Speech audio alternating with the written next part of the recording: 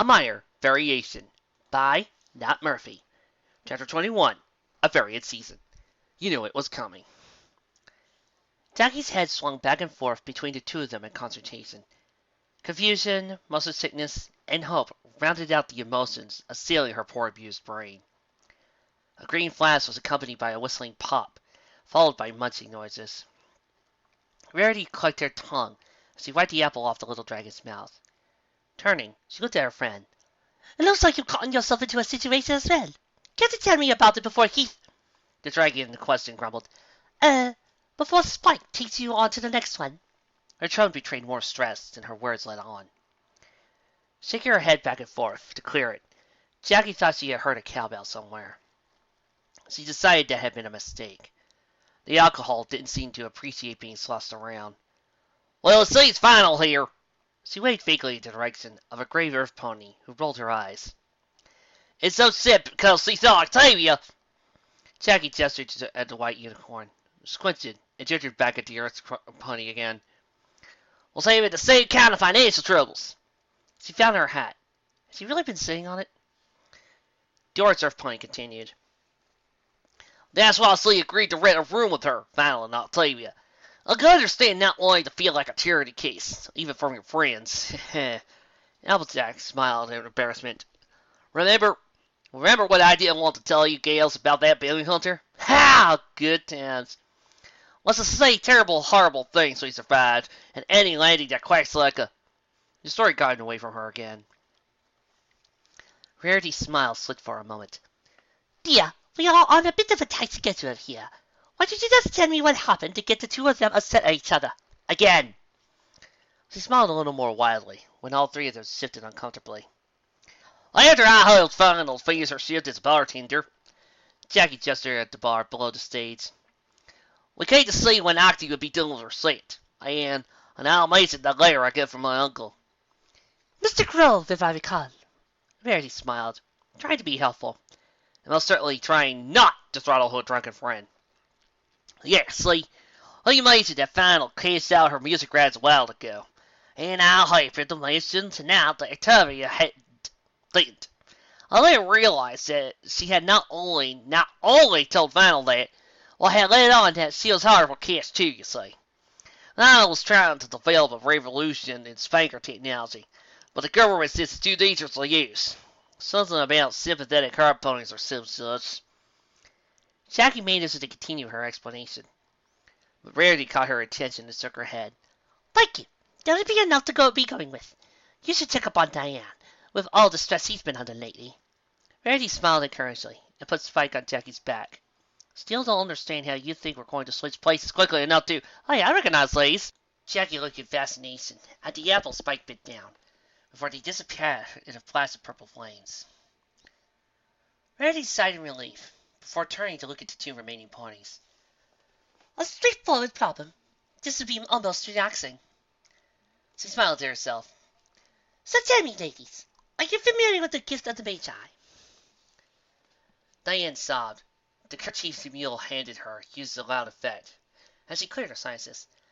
And it feels as though I'm in at least two different parts. I have no idea what is showing myself and what isn't. I'm afraid to embrace what feels like alien, but at the same time, I feel a despair that drove me from my family home as a child if I do not try.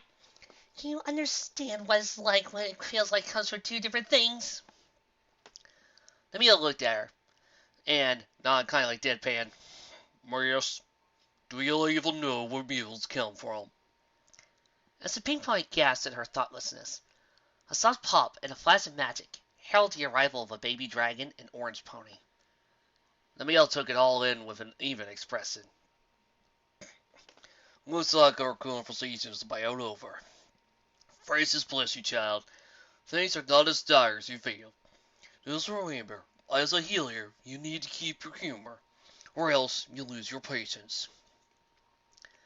Jackie was sober enough to catch a joke, and judging by Spike's groan, he got it as well. She tossed the dragon over to the pink pony and smiled. I don't think you're doing here, darling. Say hi to Dancer for me, will ya? Lose your... Wait, did you mean my temper or... Poof! She disappeared in the flash as the giggles started. Jackie turned to the mule. You're out, mister? The mule shrugged. "I'm fine, please." "Can I offer you a cider?" "Says yes, thank you." "Where are my wires?" Jackie handled the mule as a bottle as she ducked her head. "My name's Jackie, and you are?" The mule accepted the bottle and nodded. "My name's Morgan. It's a pleasure to meet you." The people. I resented those answers. Instead, I chose something different. I chose, "You chose a Lord of Host apples! All your piety about everything is a front for you saying you want to take everything that's not nailed down. I don't care if you do call me a socialist. Hey, maybe we need some pony like Hoof Marks, if only to shut jerks like you up!" Rainbow Dash had not been this angry in a long, long time. How can he sit here and try to justify? The disturbing part was that the laughter started a moment before the flash of magic heralded the arrival of an earth pony and passenger. Rainbow, Jackie says, hello. What's going on here? The bizarre sight of a giggling pink pony porting was enough to shock Rainbow out of her rage. Ugh, got stuck talking to big business ponies. Missing workers' right and general good, and this guy! She stabbed a hoof at the golden pony, as she'd been berating a moment ago. "Mr. Anne Ryan goes and calls me a communist. We've been arguing since then." Des got her breath and looked down. "This is pretty stupid, really." My mother always explained stupidity is a course of action, not a personal description. I will take care of this. Diane was now mostly in control of her humor, although a wide grin remained on her face. A thunderclap echoed from the skies above. Earth Pony and Pegasus looked up in concern. "I believe Fluttershy may need your help." As he gently hoved Spike over, she caught Rainbow's eye again. "Give them Tartarus," she smiled. Spike looked skyward. Girls, are you sure this is a good idea? I can't." Rainbow turned her head, nose to nose with a nervous dragon. She spoke in a level and quiet voice. "Spike, you will not fall. None of us would ever let you get hurt." Spike swallowed a knot in his throat and nodded. "Is that all you are? You just can't live for other ponies. If you tried to carry every load for them, what will they do when you're gone?" Spitfire sighed. There was no honor in this fight. Working as a weather mare in Ponyville certainly made Fluttershy a strong flyer, but she had no instincts for offensive flying against another pony. "This can all end. You have to accept two things. First, the Cloud Boom will be weaponized. Now that there are more than two ponies who know how to perform one, it's bound to happen eventually. The second, admit that you're not a leader of ponies. Give up on trying to be a white knight. There are reasons we don't have those anymore." "I never asked to be a leader. I don't want any credit. But I will not allow anybody to be hurt when I can stop it. None of them will fall." She was tired. Her wings hurt, and she could barely hear. There was no giving up. There was no going home. "If I fail here, there won't be any home to go back to. Wouldn't be worthy of any pony." Judging by the glimpses she was catching, Spitfire was going to try another round. She wasn't able to achieve a full Cloud Boom on her own, but by combining the setup with her trademark Flaming Contrail, she was causing enough damage already. The air pressure next to her went strange a moment before Rainbow Dash and her terrified passenger materialized out of nowhere. Rainbow took in her old friend's appearance, and all the anger she had thrown away came surging back. "Who?" Fluttershy shook her head. "You need more than that. Being here physically is not the point. You have to convince Spitfire to not report the Cloud Boom maneuver to the armed forces before the princesses." Took from Fluttershy's heart to watch the emotions cascading through her friend. She knew it was over when Dash's expression turned to anger. "Remember, underneath she's a good pony too." Spitfire Dash nodded, handing Spike over, careful to reassure him that neither Pegasus would drop him. The two vanished in purple flames. The blue Pegasus called out, "Yo, Spitfire! We got a problem here. There'll be plenty of time for wrestling discussion, but you picked a really bad time to hurt one of my friends. Should we discuss that first?" Twilight had her hose over her head, drawing a breath to scream, while she felt the teleport finish next to her. She leapt up, hugging Fluttershy, while telekinetically grabbing Spike. "Family! Crazy! I think he is a drunk. Shiny needs a kick in the flank. Parents! Well, I'll deal with that part later. Really gotta go! Bye!" Fluttershy stumbled as the teleportation took effect too quickly to equalize air pressure. She turned around to look at 3 confused unicorn, a sniffling alicorn. Sighing, she walked over and picked Shining Armor up by his uniform collar and looked at the princess with one eyebrow raised. Really? The pink princess nodded hesitantly. Fireside propped the guard on his feet, turned him around, and forced him to not lower his head. When she saw neither one was going to fall over, she stepped back and faced Huff. Why don't you just bang already? You fought. It happens. You get a second chance. You be grateful. You hear me? Having done as much damage as she could for the couple, Fireside took to Paris with a smile. I hear you two are concerned about your daughter's future. Twilight Sparkle and Spike appeared in the bathroom. Next to her was a stressed-looking white unicorn with a purple mane and a cutie mark of 6 blue diamonds. The purple unicorn raised an eyebrow. The white one rolled her eyes. What took you so long? He's been waiting out there for 10 minutes. So what's the problem? He's in love with her. He's what? Well, the salt of it is. He's convinced it's genuine. Please, can we skip the part where you ask me how I'm sure and we go through the awkward pause? Okay. Oh, right. Look, none of us think you like... I get it. You sort out this mess so I can step into something more comfortable. I'm picking up residual Agnes. You are talking about one of my best friends. I know. I'll come back to that later. So, I think we can still use Plan 3. Just follow my lead. Whatever you say. Are you aware that trees later? Twilight took in a deep breath, once more to focus her mind in for oxygen. I can do this. It is the truth, even when presenting it in an odd manner. I won't tell any lies. I don't have any problem with this. If that were true, you wouldn't need to tell yourself to shut up. Before she could talk herself out of it, Twilight used a blast of magical energy to blow the door open dramatically and storm out. Prince Bluebud, we have a few issues that need discussion. So, now that we've seen both sides of the issue, can you two simply calm down and these for a short while?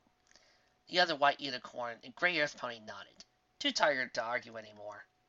The other 3 members of the quartet watched quietly, knowing if they so much as snickered, Octavia would never forgive them. Then, that is really wonderful. Perhaps after the 2 of you have a little time to recuperate, you can perform one last song together to celebrate. I might have a suggestion. Rarity did her best and sincerely innocent smile. The 2 mayors looked at each other and shrugged. So late, she's late to her husband. Honey, this one's eating the popcorn. Applejack collapsed in a giggle, sitting back up so she could drink some more water, trying to clear her head as much as possible before trekking back inside. She looked back at the elderly mule gardener. Are you sure there's nothing I can do with you, Mr. Free Mule? You've been awful generous with your time. Let me go on like this. Gardener smiled and shook his head. No, child. You're afraid you did enough by giving me some company this evening. You know, other than Celestia, almost no pony ever comes out here to enjoy the garden itself. Jackie considered that for a moment. You know, that's what I'm saying. I gotta go, but thank you for your time. He smiled. Anytime, Miss Jackie. Anytime. Rand furrowed his brow. He knew he shouldn't even respond. That continuing this conversation was giving this upstart country hick more credence than she deserved. But the outrage was too great. I'm sorry, did I hear you correctly? What in Equestria gives you the right to claim that I am not a self-made stallion? Simple. You did not give birth to yourself, I suspect. You are welcome to correct me on this point, if I am mistaken. There was a murmur of chuckling from the surrounding ponies. But that is perhaps too vulgar for your taste. You did not build the house you were raised in. You did not grow the food you were fed. You did not make the dishes and furniture and the utilities that you either used or were used on your behalf.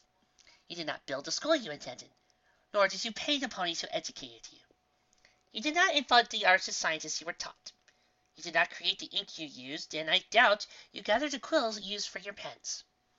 You did not perform the medical checkups you received as a foal, and certainly did not develop the science of medicine used.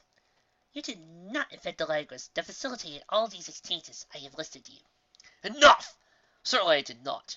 But neither did the vast majority of ponies alive today. Why do you think I owe more than they do? Why do you think you owe less? What are you talking about? I pay my taxes begrudgingly. Nevertheless, I have certainly put an amount of money back into society that covers however other resources went into my childhood. Diane's eyes widened. Oh, I see. You never again benefited from the existence of society then. You live entirely on your own, make all your own clothes, never travel a public roadway, make no use of the town guard for your safety, nor any other public service. I pay for all that! Brian roared, furious. I pay and pay and pay! My goodness, that does seem a great deal of money you are spending on the public good. How do you ever have time for anything other than working? I own the business. The business that I started. The business that is funded by my own money.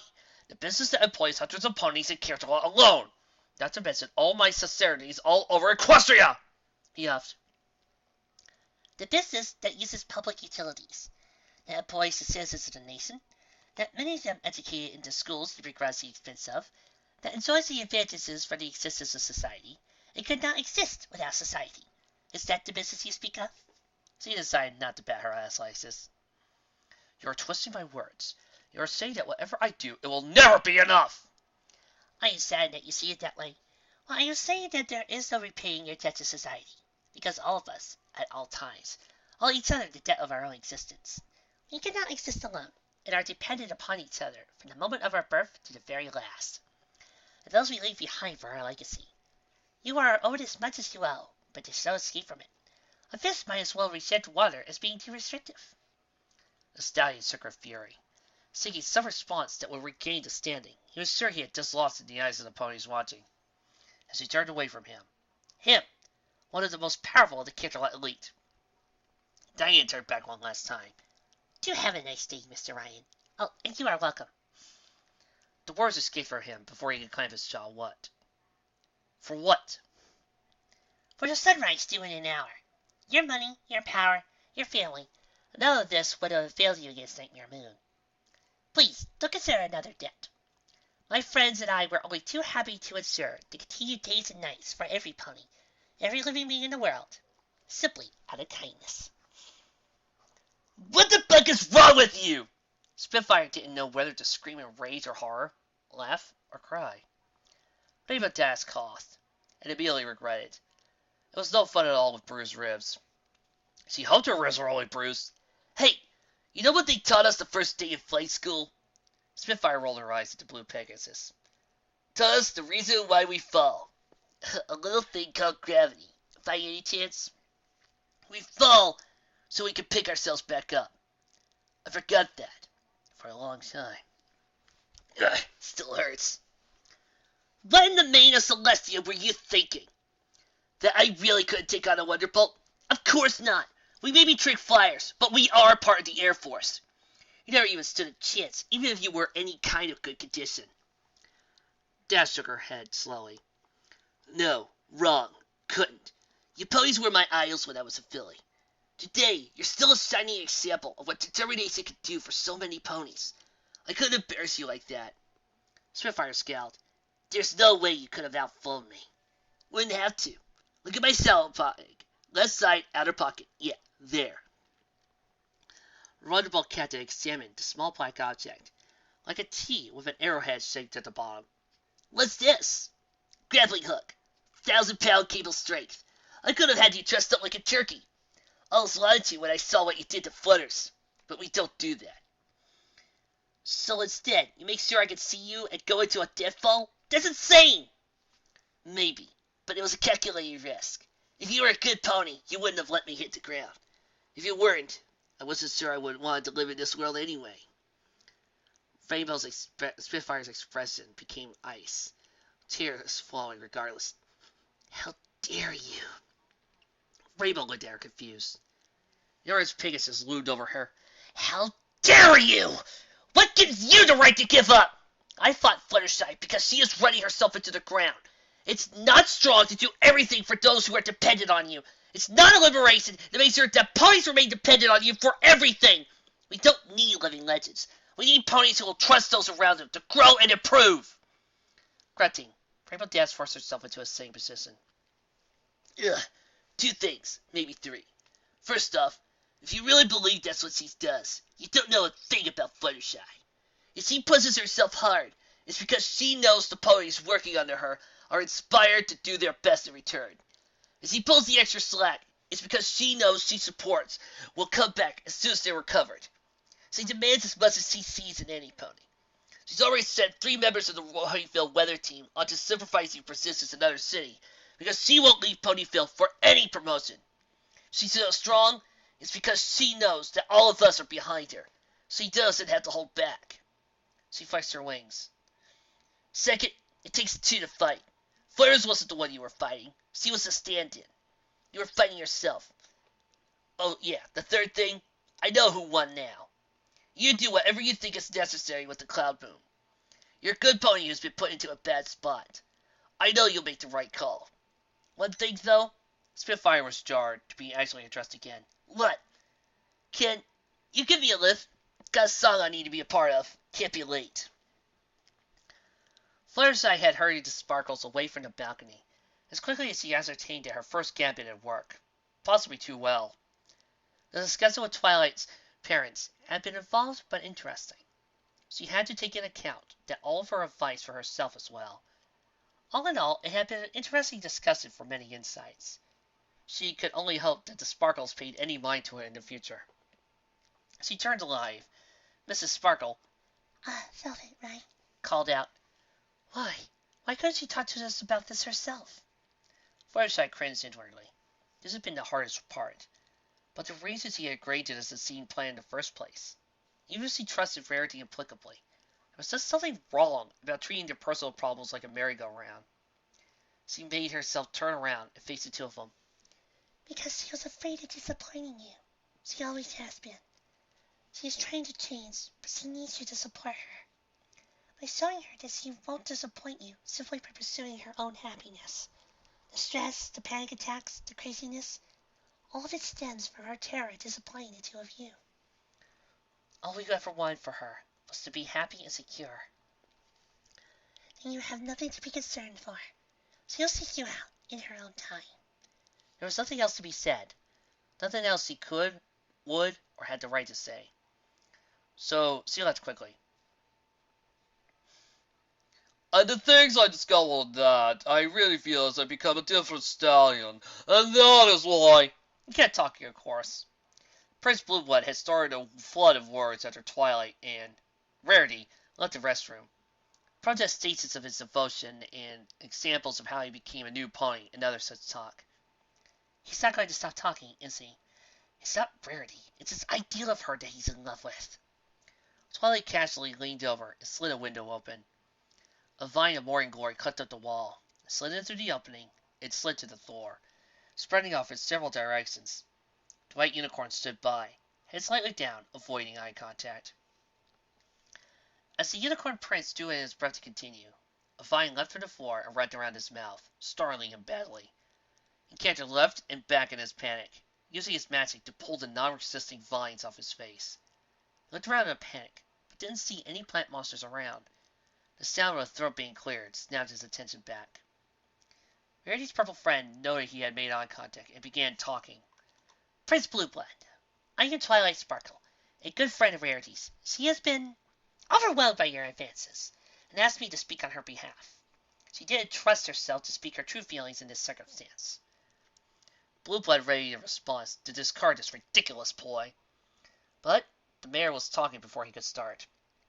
I am a simple orchard mayor, but in my spare time I act as the bearer of the element of honesty. So mark my words, and know that I will tell you as the honest truth. Rarity Bale is not interested in a romantic relationship with you. This has nothing to do with your worth either as nobility or as a pony. She is not interested in romance at this time. You should be able to respect her decision. It would be the noble thing to do. All that fancy verbiage to say no.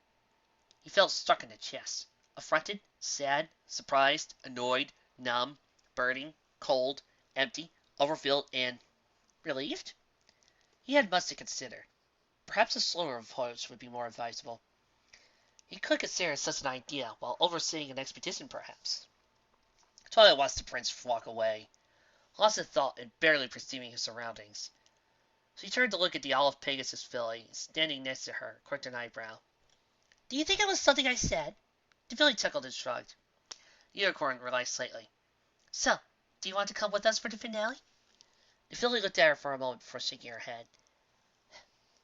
Not exactly something a random face in the crowd would do, now is that? The unicorn shrugged, smiled at her, and turned it off. Rarity looked down at her orange friend, feeling a mixture of amusement and confusion, and appeasement.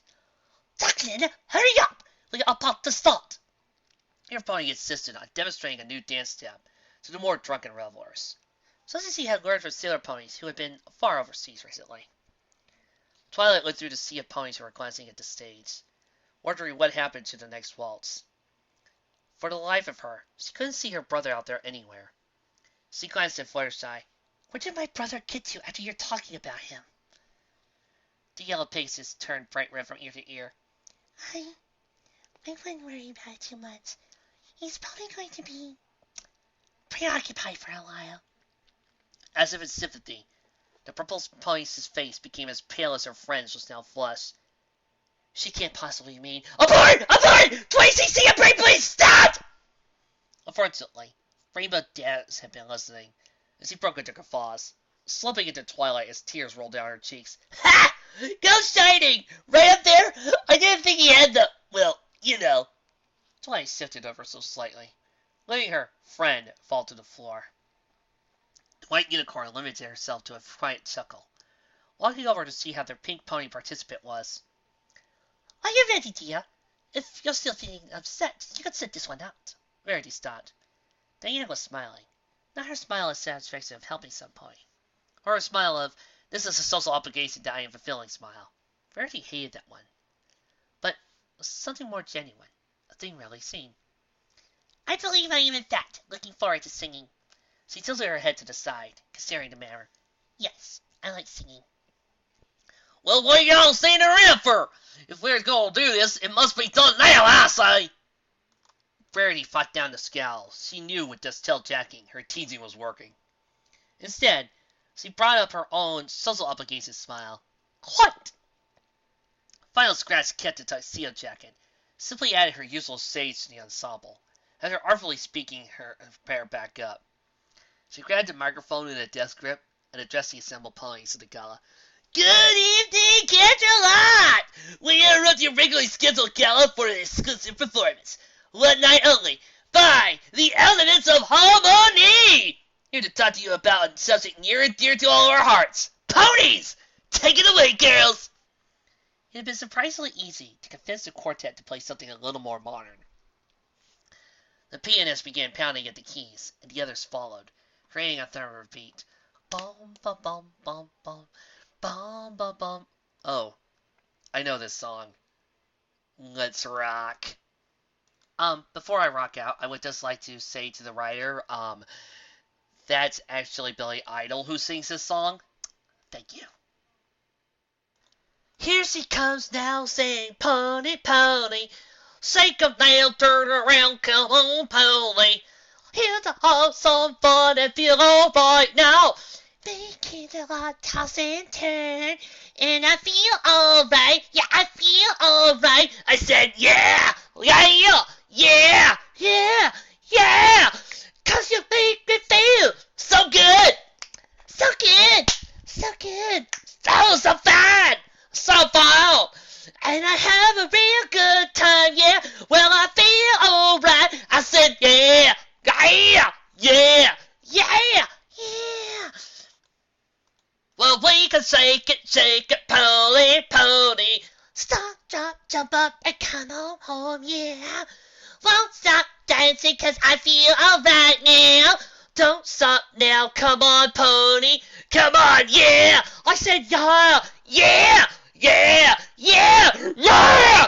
'Cause you make me feel like a pony. So good, so good, so good, so good. Well, I feel alright now. I feel alright. Why not? Come on, everybody from the alternate universes. Everybody, come on in and sing, you too. Having fun, to feel so fun, like a pony, yeah, and I feel alright, yeah, and I feel alright, like a pony, like a pony. I said, yeah, yeah, yeah, yeah, yeah, yeah. I love you, pony, pony. I love you, pony, pony, pony. We all do. I love you, pony, we all do. I love you, pony, we all do. I love you, pony, we all do. I love you, pony, we all do. I love you, pony, we all do. I love you, pony. Yeah, yeah, yeah, yeah, yeah, yeah, yeah. Da, da, da, ba, ba, ba, ba, da. Come on, everybody, you know the words. Come on, sing them now. Come on, come on, come on, come on, come on, come on, come on, come on, come on. Well, I feel alright. I said, yeah, yeah, yeah, yeah, yeah, yeah. We shake it, pony. Up, down, turn around, come on, pony. Well, we're having fun and I feel alright now. Don't stop now, come on, pony, come on. I said, yeah, yeah, yeah, yeah, yeah, yeah. 'Cause you make me feel like a pony. So good, so good.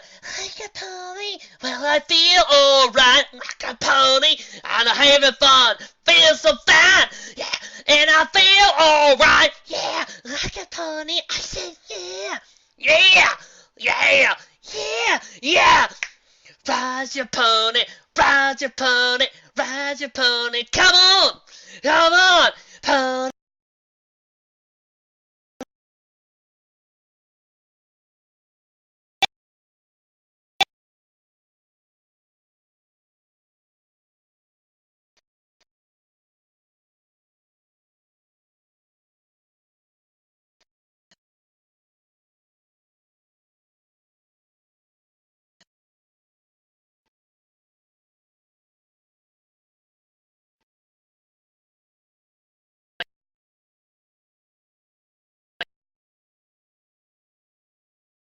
The giggling mares.